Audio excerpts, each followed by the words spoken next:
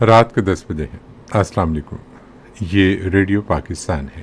مجاہد خان سے خبریں سنیے۔ اہم خبروں کا خلاصہ۔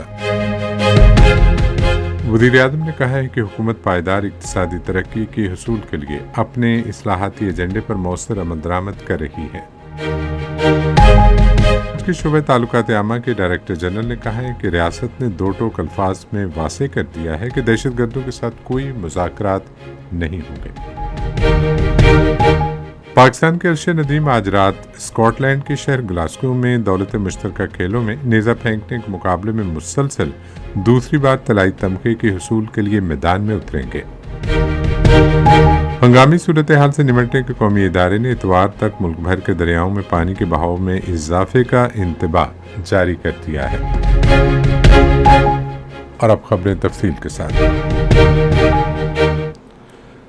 وزیر اعظم شہباز شریف نے کہا ہے کہ حکومت معیشت مستحکم کرنے اور پائیدار اقتصادی ترقی کے لیے اپنے اصلاحاتی ایجنڈے پر تیزی سے عمل پیرا ہے۔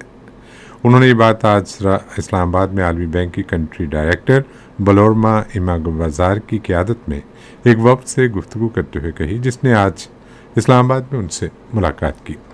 وزیر اعظم نے عالمی بینک کے ساتھ پاکستان کی دیرینہ شراکت داری کو سراہا اور ملک کی سماجی و اقتصادی ترقی میں ادارے کے نمایاں کردار کا اعتراف کیا۔ نائب وزیر اعظم اسحاق ڈار نے لائٹس مارکیٹ ایسوسی ایشن کی جوائنٹ وار کمیٹی کے پاکستان کو جنگی خطرات کے بیمے کے لیے مخصوص علاقوں کی فہرست سے نکالنے کے فیصلے کا خیر مقدم کیا ہے۔ انہوں نے اپنے ایکس ہینڈل پر جاری ایک پوسٹ میں کہا کہ یہ اہم پیش رفت پاکستان پر بڑھتے ہوئے بین الاقوامی اعتماد کی عکاس ہے۔ انہوں نے کہا کہ اس فیصلے سے جہاز رانی اور بیمے کے اخراجات میں کمی، تجارت میں سہولت اور پاکستان کی معاشی ترقی کو فروغ حاصل ہونے کی توقع ہے۔ فوج کے شعبہ تعلقات عامہ کے director general lieutenant general Ahmed Sharif Chaudhry نے کہا ہے کہ ریاست پاکستان بلوچستان میں پائیدار ترقی یقینی بنانے کے لیے صوبے کے عوام کے ساتھ براہ راست روابط کے لیے پرعزم ہے۔ آج سپہر راولپنڈی میں ایک نیوز کانفرنس سے خطاب کرتے ہوئے انہوں نے سرداروں یا اشرافیہ کو خوش کرنے کے بجائے بلوچستان کے عوام کو بااختیار بنانے کی ضرورت پر زور دیا۔ D G I S P R نے کہا کہ سیکیورٹی فورسز پہاڑوں اور میدانوں میں ہر جگہ فتنۃ الہندوستان اور فتنۃ الخوارج کے دہشت گردوں کا صفایا کر رہی ہیں۔ دہشت گردی اور جرائم کے گٹھ جوڑ پر بات کرتے ہوئے احمد شریف چودھری نے کہا کہ ملک کی معیشت کو نقصان پہنچانے والی غیر قانونی معاشی سرگرمیوں کے خلاف کارروائیاں کی گئی ہیں۔ انہوں نے بتایا کہ ان کارروائیوں کے دوران اربوں روپے مالیت کا اسمگل شدہ سامان ضبط کیا گیا ہے۔ D G I S P R نے اس بات کا اعادہ کیا کہ ریاست نے دو ٹوک الفاظ میں واضح کر دیا ہے کہ دہشت گردوں سے کوئی بات نہیں ہوگی۔ آزاد کشمیر میں کالعدم جوائنٹ عوامی ایکشن کمیٹی کے مطالبات سے متعلق ایک سوال کے جواب میں احمد شریف چودھری نے کہا کہ کشمیر برصغیر کی تقسیم کا نامکمل ایجنڈا ہے۔ انہوں نے کہا کہ تمام مسائل قانون اور آئین کے مطابق حل ہونے چاہیے اور کسی کو بھی قانون اپنے ہاتھ میں لینے کی اجازت نہیں دی جا سکتی۔ پاکستان کے کراکورم پہاڑی سلسلے میں براڈ پیک پر برفانی تودہ گرنے کے بعد لاپتہ ہونے والی بین الاقوامی کو پیماؤں کی ٹیم کی تلاش اور بچاؤ کی کارروائی جاری ہے۔ کارروائی کے دوران لاپتہ ہونے والے 10 کو پیماؤں میں سے 2 کی لاشیں اسکردو منتقل کر دی گئی ہیں۔ لاپتہ کو پیماؤں کی تلاش کے لیے زمینی تلاش اور بچاؤ کی کارروائی کی قیادت معروف پاکستانی کو پیما سرباز خان کر رہے ہیں۔ لاپتہ ٹیم میں چین، امریکہ، نیپال اور عمان کے کوپیما شامل ہیں، جبکہ پاکستانی کوپیما سہیل سخی بھی اس ٹیم کا حصہ ہے۔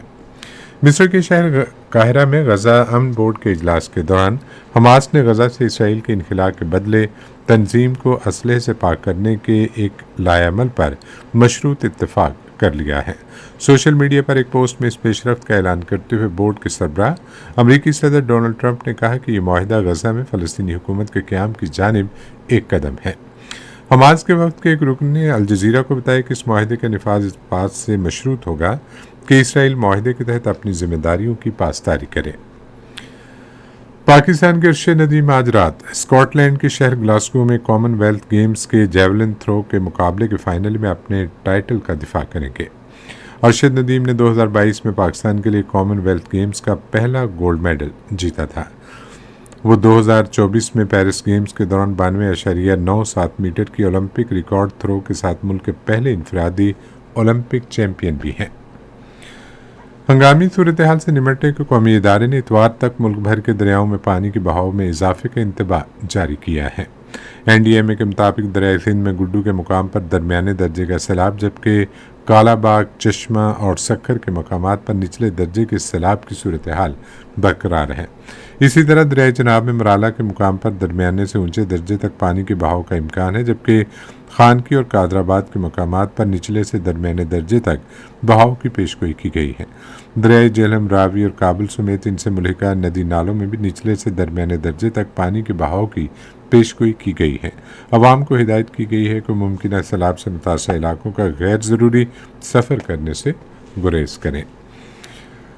इसी के साथ खबरें ख़त्म हुई। मज़ीद खबरों और तस्वीरों के लिए आइए हमारी वेबसाइट पर, पता है radio.gov.pk और facebook.com/रेडियो पाकिस्तान न्यूज़ ऑफिशियल पर बुलेटिन्स की बराह रास्त वीडियो स्ट्रीमिंग भी मुलाहिजा कीजिए।